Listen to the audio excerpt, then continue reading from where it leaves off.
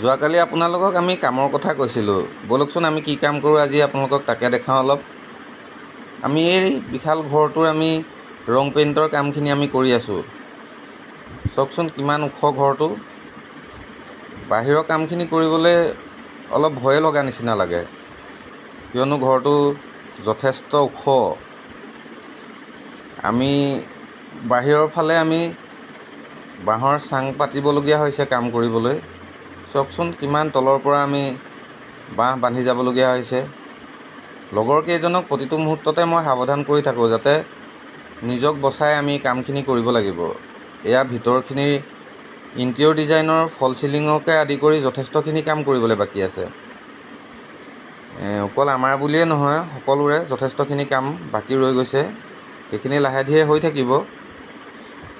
ভিতৰখিনিও ঘৰটোৰ যথেষ্ট ধুনীয়া বাৰু।